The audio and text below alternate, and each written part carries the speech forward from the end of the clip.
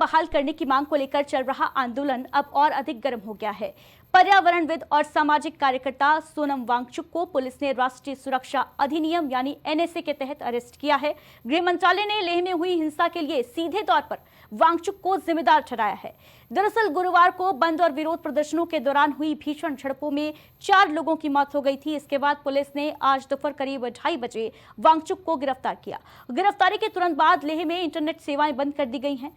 हालांकि सोनम वांगचुक ने इन आरोपों को सिरे से खारिज किया है, नकारते हुए हिंसा की निंदा की है और कहा है कि वे आंदोलन को शांतिपूर्ण तरीके से ही आगे बढ़ा रहे थे।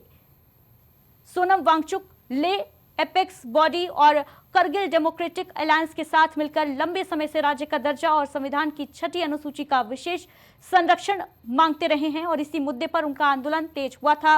हाल ही के दिनों में उन्होंने 15 दिन का अनशन भी किया था। वहीं विपक्ष ने भी वांगचुक की गिरफ्तारी पर सरकार को घेरा है। जम्मू कश्मीर के पूर्व मुख्यमंत्री उमर अब्दुल्ला ने इसे दुर्भाग्यपूर्ण बताया, तो वहीं केंद्र सरकार से उन्होंने उनके वादों पर सवालात खड़े कर दिए। अब सबसे बड़ा सवाल यही है कि क्या लद्दाख की आवाज को दबाकर हालात काबू में आएंगे या फिर ये गिरफ्तारी आंदोलन को और अधिक और उग्र बना देगी। उन लोगों के साथ कुछ वादे हुए जिस तरह हमारे साथ हुए। अब समझ में नहीं आता मरकज की हुकूमत की क्या मजबूरी है कि वादे करने के बाद वो उन वादों से मुकर जाते हैं।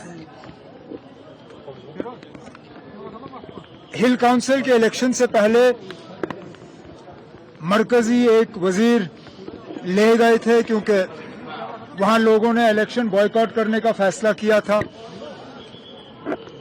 लोगों को इलेक्शन में लड़वाने के लिए कुछ वादे हुए। लोगों ने बढ़ चढ़ के इलेक्शन में हिस्सा लिया, न सिर्फ हिस्सा लिया बल्कि बीजेपी को कामयाब किया, लेकिन वो वादे वहीं रह गए।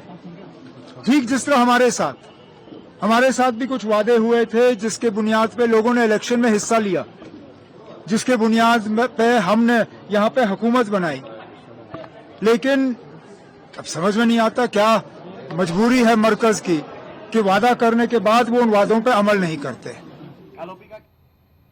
और इसी के साथ अहम बात की खबरों में बस इतना ही। दीजिए इजाजत, नमस्कार।